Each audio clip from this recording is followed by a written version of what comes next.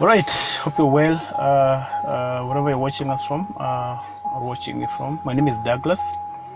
I'm a marriage counselor, a relationship coach, and yes, a relationship therapist. I'm here just to share something small on what you call expectations. Yeah, it's good to have expectations.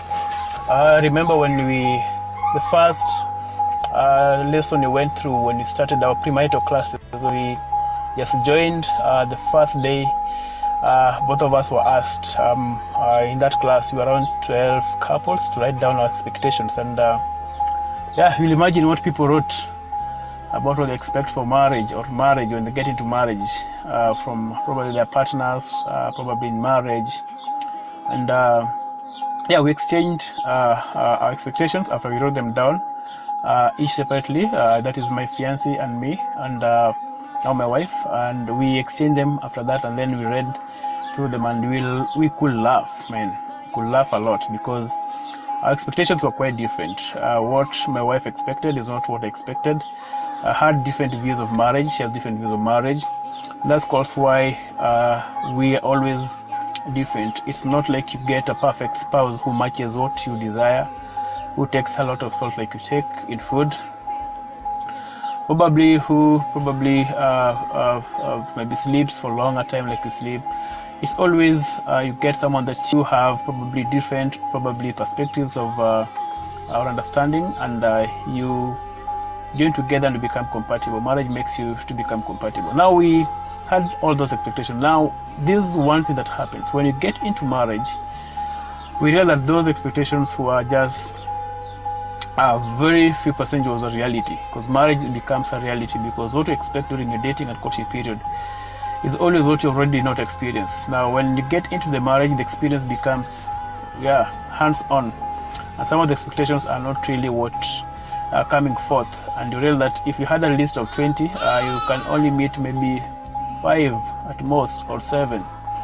Some of the expectations now you need to do to work on them, and this is why I'm here to explain, just to give a brief way of how my wife and I were able to go through the expectations and probably survive the storm that comes with you feeling that your expectations have not been met. Because one thing that happens is expectations are always out of imaginations, and sometimes we get into marriage with expectations basing on what you've seen happening in other marriages. Sometimes we get into marriage because we expect to maybe to be treated the way we've seen our parents treat each other, and sometimes we came from families that were broken. So you also feel like, you know what, if I get in this marriage, I'm not sure whether it will last. So your expectations are like, I'm not sure whether I'll get through even to the 5th year, because probably your marriage that you've ever seen around you have never been working. And sometimes you get into marriage because you expect that probably my wife will treat me the way my dad used to treat me, or my husband will treat me the way my mom used to treat me. So you have all background knowledge, background influence on expectations. But this is what I want to tell you, that anytime you have expectation in marriage, even for those who are planning to get married or those who are married right now, because sometimes they are the major issues of conflict. Because one thing is, if you get into marriage, understand that the realities sets in. So one thing you need to do that I want to advise today is, in dealing with expectation, is do what you call review your expectations. Whatever you had written down, if it is not working, sit down with your wife, sit down with your husband, and do what? Review. Talk about probably if you had a plan that when you get into marriage, probably you continue the studies, and probably your husband is like, when you get into marriage, do you know what, we need to have the baby first. Now the first thing you need to do is don't own your expectations. Discuss them with your husband. Sit down, discuss, understand why you need to do this. Because sometimes when you get in marriage and you plan to go on with education, you find that probably there's financial constraint, and as a wife or a husband, you need not to force the expectations onto the other spouse, because I said I want to go to school. So we call it reviewing expectations. What you think cannot work at that moment, you sit down and review them. So the best way to work out unrealistic expectation is, or expectations that are not really met, is review them down. Don't assume that the other person will understand what you're going through. sit down, review the two of you, sit down, make a new plan. Probably you had planned to build a house within the first 2 years, move in another, maybe in your own house, and things didn't work, and your husband work is like, you had said this. The best thing is sit down and review, plan ahead, pre-plan. And that's why you always have what you call reviewing expectations. So it's good to review expectations because they'll always help out. And the second thing is always and always and always and always communicate your expectations. Because sometimes you'll expect the other person to do what you feel, and the other person is not an angel. So when they don't do it, what do? You get mad at them. So I always say, because we had the same problem with my wife, she'll expect for me to do this and this, she'll expect me to treat her this and this, but she's not speaking out. The best way is speak out expectations, let the other person know, because there's no one who is an angel.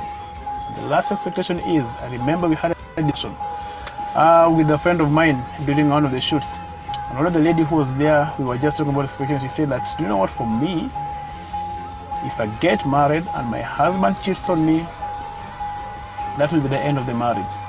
And it was a heated debate between me and him, one of the pastors in this town that is known, I'll not mention him. And we sat down with him and then he told me, what if it happens that you're the one who was cheated? Will you expect to be forgiven? Will you expect to be given a second chance? And like one of my friends and a mentor, Tony Gobanga, says, that all of us are potential adulterers. So one thing that happens is, what if should be the best way to resolve your expectations.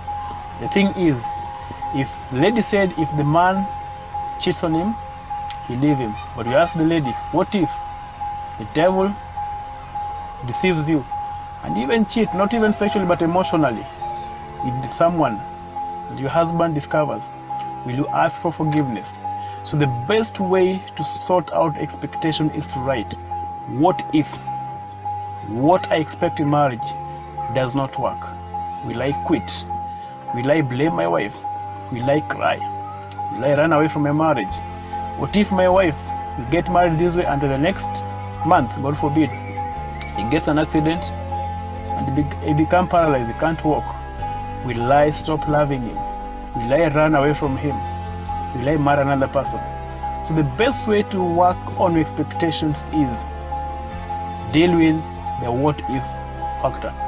Because once you deal with the what if factor, it helps you to navigate through unrealistic expectations, unmet expectations, and expectations that can never be met. Let me quote this. The Bible says in the book of Proverbs 5:15, drink water from your own cistern, fresh water from your own well. Verse 18 it says, rejoice with the wife of your youth, a loving doe, graceful doe, a loving doe and a graceful doe.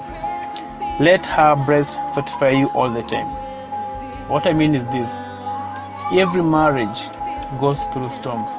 What keeps you in marriage is the commitment, not the expectations, but the commitment to work on the expectations. May God help us in this journey, because marriage is beautiful only when the two of you decide to own your marriage, because marriage is not a one-party system. It's the two of you agreeing to work together to see your marriage work. You don't leave your marriage to be done by your husband. You don't leave your marriage to be worked on by your wife. The two of you must combine effort and commit to one another, even when the expectations are not working out. I leave you this word.